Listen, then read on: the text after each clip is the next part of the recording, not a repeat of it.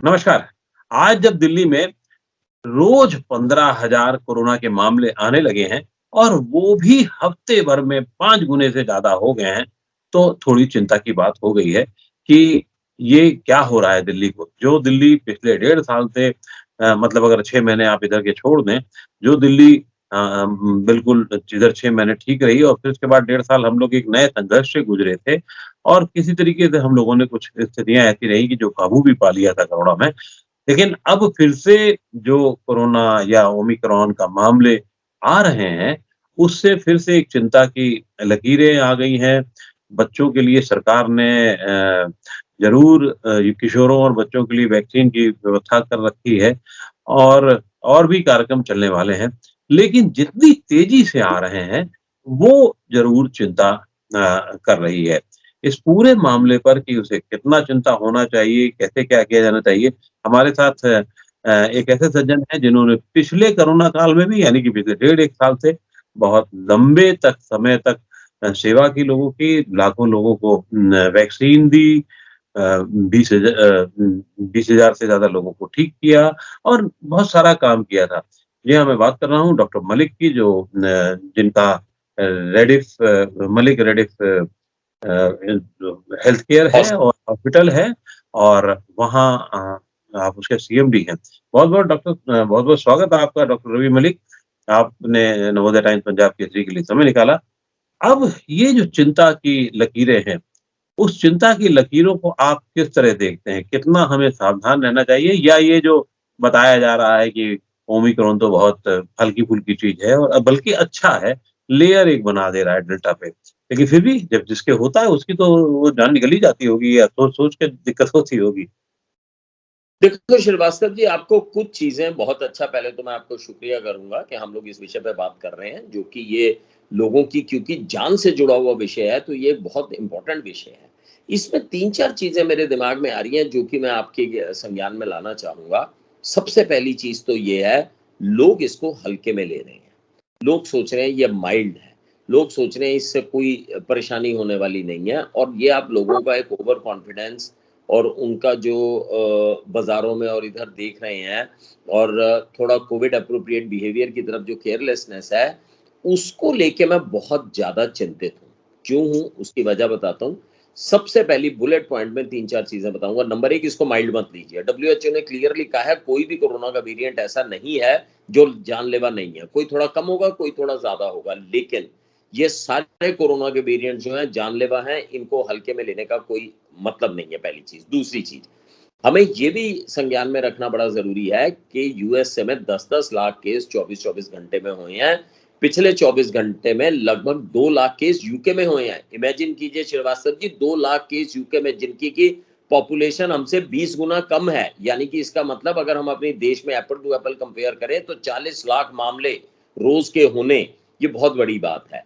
अब असली जो बात है जिसके लिए मेरा चिंता का विषय है, नेक्स्ट बुलेट पॉइंट ये बताऊंगा। हम लोग सोच रहे हैं हमारे देश में 90,000 या 1 लाख मामले हो रहे हैं, ये सिर्फ टिप ऑफ आइसबर्ग है। इसके नीचे बहुत सारे मामले ऐसे हैं, लोग अब टेस्ट ही नहीं करा रहे।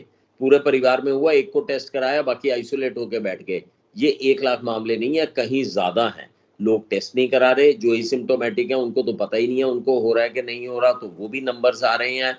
बहुत सारी चीजें हैं, तो ये आंकड़े भी जो है कहीं ना कहीं मिसलीड कर रहे हैं, और आने वाले समय में संभवतः हो सकता है कि हम इस महीने के आखिर में फिर श्रीवास्तव जी दोनों हम लोग बैठ के बात करें कि रोज के 10 लाख केस होने लग गए, और ये होंगे अगर हम प्रिकॉशंस नहीं लेंगे। तो इसको हल्के में बिल्कुल नहीं लेना, सीरियसनेस से लेना है, और बहुत ही ज्यादा सावधानी से चलने की आवश्यकता है, खासकर आने वाले हफ्ते 10 दिन।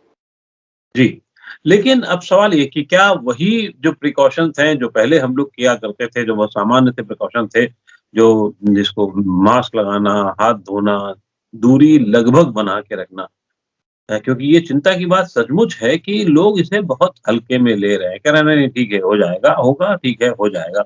हो सकता है हो भी जाए, लेकिन जो सावधानियाँ उन्हें बरतनी चाहिए, क्या उस पर कितना ज़ोर होना चाहिए? हाथ धोना ज़रा-सा दिक्कत हो तो दवा खाना और दवा खाना तो कौन-सी खाना, डॉक्टर से बात करना, नहीं करना, क्या है इसका? देखिए, इसमें 3-4 चीज़ें बताऊँगा जो बहुत, बहुत, बहुत इम्पोर्टेंट है। सबसे पहली चीज तो ये बताऊंगा, वैक्सीनेशन। आज भी हमारे देश में 10% लोग एलिजिबल पॉपुलेशन के ऐसे हैं जिन्होंने पहली डोज भी नहीं लगाई। ये किस तरह के व्यक्ति हैं? क्यों ये अपनी सेहत के साथ में खिलवाड़ कर रहे हैं? अपनी सेहत के साथ खिलवाड़ कर रहे हैं कोई बात नहीं, अपने बच्चों की सेहत के साथ भी खिलवाड़ कर रहे हैं। बच्चे अभी तक वैक्सीनेटेड नहीं है, अगर आपको बीमारी होगी आप बच्चों को भी देंगे। तो पहली चीज है, जिनको फर्स्ट डोज नहीं लगी वो लगाएं। दूसरी, सेकेंड डोज भी 35-36% लोगों को अभी तक नहीं लगी है, एलिजिबल पॉपुलेशन को, वो डोज लगाएं। थर्ड, बच्चों की वैक्सीनेशन जल्द से जल्द जो है, बच्चों की जहां पर भी वैक्सीनेशन उपलब्ध हो, आप जरूर बच्चों की वैक्सीनेशन को लगवाएं। और सबसे इंपॉर्टेंट चीज ये है कि जब भी बूस्टर डोज आए बुजुर्गों को या जिनको भी जैसे ही उसका मौका लगे, तो आप उसको बूस्टर डोज लगाए। तो पहली चीज तो ये हो गई, वैक्सीनेशन जो सबसे इंपॉर्टेंट हमारे पास में टूल है, उसको मैक्सिमम एक्सप्लॉइट कीजिए। दूसरी चीज, हम शुरू से सुनते आ रहे हैं 2 साल से मास्क लगाना है, मास्क लगाना है, लेकिन इसमें भी कुछ चीजें बता दूं। अभी रिसेंट स्टडी ने कहा है जो कपड़े का मास्क लगाते हैं उससे कुछ नहीं होने वाला, nothing is going to happen. ये जो कपड़े का मास्क है, सीडीसी ने कह दिया, अभी नई रिपोर्ट आई है, उससे कुछ नहीं होने वाला। आपको मास्क जो है प्रॉपर मास्क लगाना चाहिए, वेल फिटेड मास्क होना चाहिए और मीनिंगफुल मास्क होना चाहिए। अगली बात, हाथ धोना। 40 सेकंड से कम हाथ धोने से कुछ नहीं होने वाला। ये भी हर चीज की हमें गहराई में जाके, क्योंकि जैसे कि मैंने पहले ही कहा कि लोगों की जान का सवाल है, तो हमें हर चीज की गहराई में जाके हाथ भी धोने हैं तो 40 मिनट तक धोने हैं। डिस्टेंस भी रखना है तो कोशिश कीजिए कि 2 गज का फासला रखें। सोशल स्प्रेडर इवेंट्स का पार्ट ना तो खुद बने, ना अपने किसी परिवार के सदस्यों को बनने दें, चाहे वो सामाजिक है, चाहे राजनीतिक है, या चाहे धार्मिक है। किसी भी जमावड़े में आप हिस्सा ना बने और आज अपने आप से प्रॉमिस कर लें कि मैं कोविड को स्प्रेड नहीं करने दूंगा। हर व्यक्ति अगर इस चीज को अगर वो ले ले तो फिर ये नहीं होगा। और last but not the least, well ventilated rooms में रखना बड़ा जरूरी है अपने आप को। अगर आप वेल वेंटिलेटेड रूम्स में अपने आप को नहीं रखेंगे, जहां पर कि अच्छे से हवा का आवागमन नहीं है, तो भी ये बीमारी बड़ी तेजी से फैलती है। तो ये सारी चीजें, इसमें एक चीज बता दूं, अगर 2 लोग, आपने और मैंने मास्क पहन रखा है और आपको कोरोना, मुझे कोरोना नहीं है, 25 घंटे चाहिए कोरोना को होने के लिए रेगुलर, अगर हम वो कर रहे हैं तो। और अगर हमने मास्क नहीं पहन रखा तो 10 मिनट में एक दूसरे से बीमारी फैल जाएगी। ओमिक्रॉन बड़ी तेजी से फैलता है, 3.7 टाइम्स, 370% ज्यादा फैलता है एज कंपेयर टू डेल्टा, और शायद 9 टाइम्स ज्यादा फैलता है पुराने वाले वेरिएंट से। तो इन सब चीजों को अगर हम संज्ञान में लेते हैं, समझदारी से चलते हैं, सूझबूझ से चलते हैं, पूरे शक्ति समर्थ से चलते हैं, तो हमें दिक्कत नहीं आएगी। लेकिन सवाल ये है कि हम लोग सुधर क्यों नहीं रहे हैं, समझ क्यों नहीं रहे हैं? ये कहाँ गड़बड़ है? क्या मैसेज देने वालों में गड़बड़ है? मैसेज देता कौन है? डॉक्टर देते हैं, मैसेज देता कौन है? नेता देते हैं। जो समाज को संदेश देते हैं, तो वो सब तो यही लोग होते हैं ना। तो अब सवाल यही, क्यों नहीं लोग मान रहे हैं? क्यों ऐसे ही चल रहा है, चलता है वाली मुद्रा में है, और जबकि खास तौर से डेल्टा ने इतने सारे जीवन ले लिए हैं। इसकी वजह यह है कि कुछ लोग भ्रमित हैं। भ्रम एक ऐसी चीज है जिसके अंदर तो इंसान मूर्खता में बहुत कुछ कर जाता है। तो मैं इसको भ्रम कहूंगा, अज्ञानता कहूंगा और लैक ऑफ नॉलेज कहूंगा। और एक तरह से ना ये रूटीन सी बन गई, यहाँ भाई सुनते रहते हैं टीवी पे मास्क भी लगाना है, ये भी लगा लेंगे भैया, लगा लेंगे। लेकिन लोगों को ये जानना बड़ा जरूरी है कि केवल 4 या 5 चीजें हैं जो आपके हाथ में है करने के लिए। और अभी ऑफ लेट लोगों के अंदर ये बहुत भ्रम आने लग गया है कि ये हल्की बीमारी है, इससे कुछ नहीं होने वाला। ये जो है, ये सबसे ज्यादा खतरनाक भ्रम है, सबसे ज्यादा। और कई लोगों ने तो इतने भी भ्रमित होना शुरू कर दिया कि देखो भैया, एक बार तो होगी इम्यूनिटी बढ़ा देगी तो हो जाएगी, तो कोई बात नहीं, हो जाएगी तो देख लेंगे। लोग भूल गए हैं सेकेंड वेव में कितनों की व्यक्तियों की मृत्यु हुई थी। लोग भूल गए हैं कि आज भी 200, 300, 400 लोगों की रोज मृत्यु हो रही है। एक व्यक्ति की नहीं, एक व्यक्ति की मृत्यु होना भी बहुत बड़ी बात है समाज के अंदर। कितने लोगों की मृत्यु कब से हो रही है? तो कब तक हम म्यूट स्पेक्टेटर बन के हम इन मृत्युओं को का जो नजारा, मंजर देखते रहेंगे? अब समय आ गया है कि हम लोगों को जो है अपने ज्ञान के साथ में इसको चलना चाहिए। और मैं तो इतना तक कहना चाहूंगा श्रीवास्तव जी कि अगर लोग नहीं समझ रहे हैं तो उनके खिलाफ प्रोसिक्यूशन होनी चाहिए। जो व्यक्ति दूसरे लोगों के साथ में की जान के साथ खिलवाड़ कर रहा है, उसके ऊपर जो है, अगर अगर आप किसी की जान के साथ खिलवाड़ कर रहे हैं, रैश ड्राइविंग करके किसी को रिस्क में डाल रहे हैं, मृत्यु कर रहे हैं, तो आपके खिलाफ एक्शन होता है ना। तो इसमें भी एक्शन होना चाहिए, क्योंकि आप दूसरे लोगों की जान के साथ खिलवाड़ कर रहे हैं। जी। लेकिन ये खतरा ख़ास तौर से कोमॉर्बिडिटीज़ वालों को कितना है अभी? एक तो सामान्य सेहतमंद वाले लोग जो हैं उनकी बात है। दूसरा ये कि अगर आपको वैक्सीनेशन हो चुका है, एक ही वैक्सीनेशन की एक ही डोज़ लग चुकी है, तो कितना बड़ा खतरा अभी भी है। और ख़ास तौर से जो दूसरे कोमॉर्बिडिटीज़ वाले जो लोग हैं, उनको कितना है? बहुत अच्छा आपने सवाल पूछा, यहाँ पर मैं लोगों के मुखालते भी बाहर कर दूँ। देखिए, अगर आपने 1 डोज़ लग रखी है, आप समझिए आपको संपूर्ण अगर नहीं पूरी डोज़ मिली है, तो आप बहुत ज़्यादा खतरे में हैं, ये समझ के चलिए संपूर्ण वैक्सीनेशन बड़ी ज़रूरी है। आपको दूसरी डोज़ भी लग गई है, तो भी ये मत समझिए कि आप फौलाद के बन गए हैं, आपको तब भी जो है मास्क लगाना ज़रूरी है, सोशल डिस्टेंसिंग ज़रूरी है, बीमारी तब भी आ सकती है, लेकिन सीरियस होने की संभावना काफ़ी हद तक कम हो जाती है। और बूस्टर डोज़ है वो भी आपको लगानी है। ख़ासकर कि मैं उन लोगों को रिक्वेस्ट करना चाहूँगा जो वृद्ध हैं, जो 60 साल से ऊपर हैं या जिन लोगों को बीमारियाँ हैं, चाहे हार्ट की है, चाहे शुगर की है, चाहे ब्लड प्रेशर की है या इम्यूनो कॉम्प्रोमाइज़्ड हैं, उनको अपने आप को परिपूर्ण और परिपक्व रखने का यही समय है। जिसका वज़न ज़्यादा है, वज़न अपना ठीक रखे, जिसका बीपी ज़्यादा है, बीपी को ठीक रखे, नियमित रूप से व्यायाम करे, नियमित रूप से खान-पान का ध्यान रखे, ये सब चीज़ें बड़ी ज़रूरी हैं। खुदा नहीं ख़ास्ता वैक्सीन लगाने के देखो we are the last line of our own defence अंग्रेज़ी में बड़ी अच्छी कहावत है कि हम ही अपनी सुरक्षा के लिए ज़िम्मेदार रहेंगे, तो हमें अपनी व्यक्तिगत सुरक्षा की ज़िम्मेदारी लेनी पड़ेगी। माना कि सेहत जो है वो स्टेट सब्जेक्ट है, लेकिन ये हमारी व्यक्तिगत ज़िम्मेदारी भी है और हमें अपनी व्यक्तिगत ज़िम्मेदारी से मुँह नहीं मोड़ना चाहिए। व्यक्तिगत ज़िम्मेदारी और सामाजिक ज़िम्मेदारी। सपोजिंगली मैं फुल्ली प्रोटेक्टेड भी हूँ, तो भी मेरी एक सामाजिक ज़िम्मेदारी बनती है कि मैं लोगों को कन्विंस करूँ कि आप भी भैया प्रोटेक्शन पूरी ले लो। तो ये जब तक हम सब एक-दूसरे के साथ ह्यूमन चेन में जुड़े हुए हैं और इसके अंदर अगर एक भी व्यक्ति जो है उस चेन को तोड़ता है, तो उससे पूरे समाज पे असर आता है। जी, ये मतलब अगर एक भी व्यक्ति तोड़ता है तो पूरे समाज को दिक्कत होती है। एक सरकार ने इतनी सुविधा दे रखी है, आप लोग लगे हुए हो, क्या वजह है? मैं इस बात को अभी तक नहीं समझ पाया हूँ कि क्यों नहीं लोग अपने देश में तो फिर गनीमत है साहब, रूस, अमेरिका में तो ऐसा बुरा हाल है कि वहाँ मतलब तो बिल्कुल बुरा हाल है, वो लगाने ही को राज़ी नहीं है, उनको तरह-तरह के संदेह हैं। तो यहाँ क्योंकि आप काफ़ी लोगों से मिलते-जुलते रहे हैं, बताते रहे हैं उन्हें, तो आप उनको किस तरीके से समझाना चाहेंगे? देखिए, मैं तो इसी तरीके से समझाना चाहूँगा, सबको विनम्र विनती करके समझाना चाहूँगा कि अगर आप वाक़ई ही अपने देश के भक्त हैं, देशभक्त हैं और अगर आप वाक़ई अपने लोगों का कल्याण चाहते हैं और आप वाक़ई एक अच्छे सिटिज़न हैं, तो आपकी एक नैतिक ज़िम्मेदारी बन जाती है कि आप समाज के अंदर पॉज़िटिविटी फैलाएँ, समाज में लोगों को आप मोटिवेट करें कि वो वैक्सीन्स लगाएँ। आप अपने आप को प्रोटेक्टेड रखें। अगर हर व्यक्ति ये प्रण ले लेता है, तो हम ये क्या छोटा-सा वायरस है, इसके ऊपर संपूर्ण विजय प्राप्त कर लेंगे।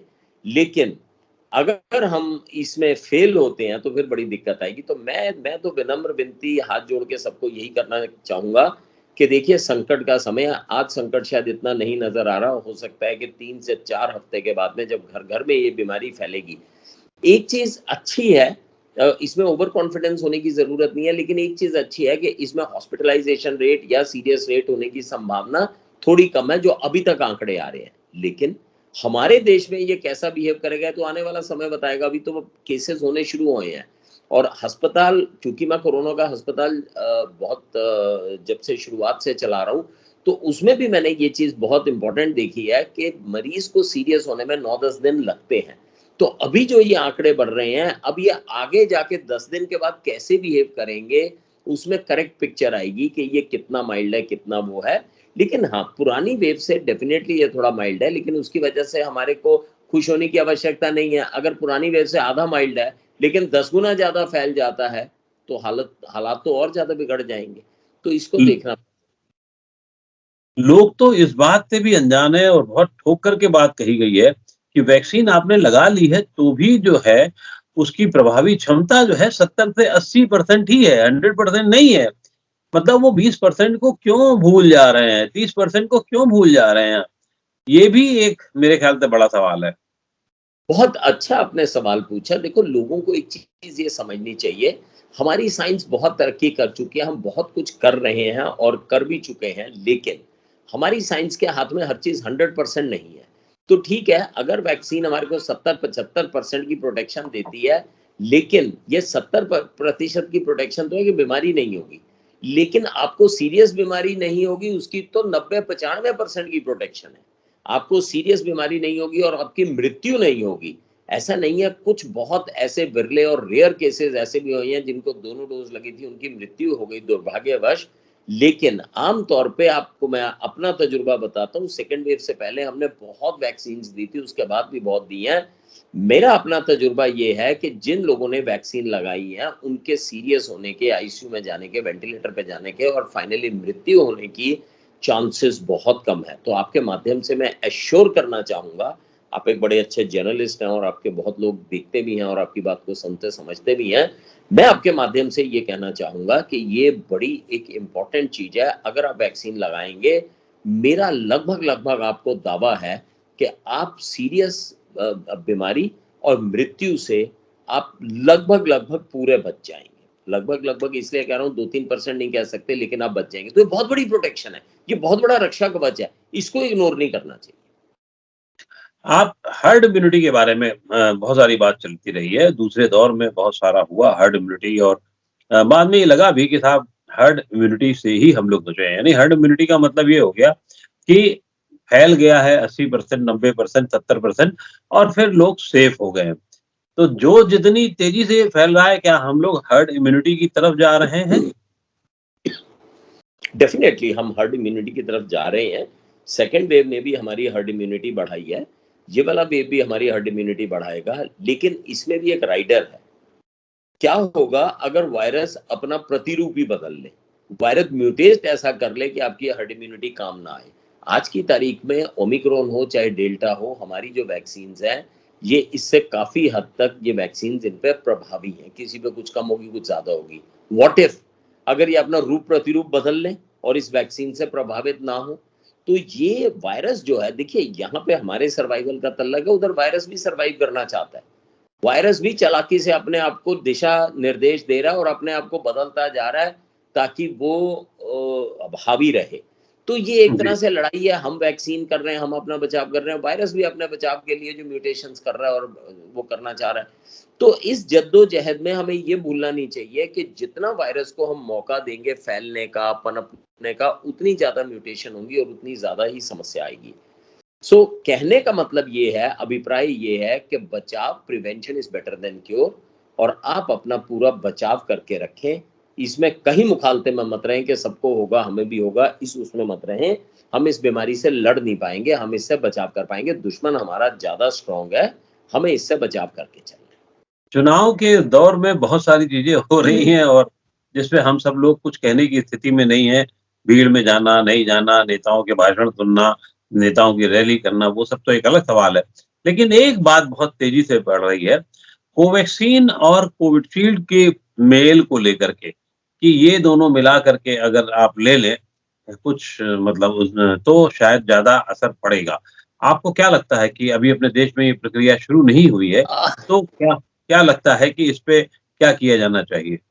देखिए अक्कू जी, मैं इसमें बताना चाहूंगा कि बहुत सारी अटकलें, बहुत सारे भ्रम इधर उधर चलते रहते हैं, बहुत सारी रिपोर्ट्स आती रहती हैं, लेकिन हमें फॉलो करना चाहिए जो भी सरकारी दिशा निर्देश आ रहे हैं हमारे पास। दिशा निर्देश बिल्कुल स्पष्ट हैं सरकार की तरफ से। जिसने कोविशील्ड लगाई है उसको कोविशील्ड का बूस्टर लगेगा, जिसने कोवैक्सीन लगाई है उसको कोवैक्सीन का ही बूस्टर लगेगा। अभी हम बहुत ज्यादा एक्सपेरिमेंटल नहीं कर सकते, क्योंकि अभी तक बहुत बड़े हमारे पास आंकड़े और डबल कंट्रोल्ड ब्लाइंड स्टडीज नहीं है हमारे पास में। तो जब तक हमारे पास में ये सारी चीजें नहीं है, तब तक हमारे को ये चीज ध्यान में रखनी बड़ी जरूरी है। दिशा निर्देश एक ही है, जिसको जो वैक्सीन लगी है उसी का बूस्टर लगाएं और हमें उसी को पालन करना चाहिए। हाँ, हैविंग सेड दैट, इसमें एक चीज और बताऊंगा कि फ्रांस वगैरह में एक्सपेरिमेंट्स उन्होंने किए हैं, हमारे देश में भी छोटी छोटी लेवल पे एक्सपेरिमेंट्स हुए हैं, जहां उन्होंने दो वैक्सीन को मिक्स किया गया। फ्रांस में उन्होंने कोविशील्ड जो एस्ट्राजेनिका की वैक्सीन है, उसके बाद में फाइजर का बूस्टर दिया और उन्होंने देखा इससे काफी इम्यूनिटी बढ़ती है। लेकिन हमारे यहाँ पर अभी फाइज़र अवेलेबल नहीं है और हमारी पॉपुलेशन के ऊपर किस तरह का वो इफ़ेक्ट होगा, हमारे पास अभी कोई उसकी नॉलेज नहीं है। तो मैं समझता हूँ कि हमारे को थोड़ा सरकारी दिशा-निर्देश, सरकारी साइंटिस्ट के ऊपर भरोसा करके ही चलना चाहिए। बहुत सारी बातें आपने ऐसी बताई हैं कि जो निश्चित रूप से जो लोगों के दिमाग में चल रहा है, उनके सवाल उनको मिल गए हैं। लेकिन एक बार फिर आप सभी लोग बिल्कुल सतर्क हैं, जितनी सतर्कता दूसरे दौर में, डेल्टा के दौर में करते थे, उतनी करें।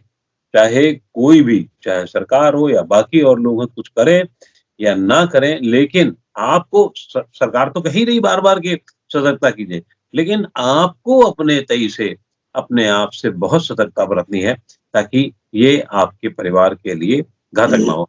बहुत-बहुत शुक्रिया डॉक्टर रवि रवि मलिक, आपने इतना समय निकाला और पंजाब केसरी नवोदय टाइम से बातचीत की। बहुत-बहुत धन्यवाद। Thank you sir. थैंक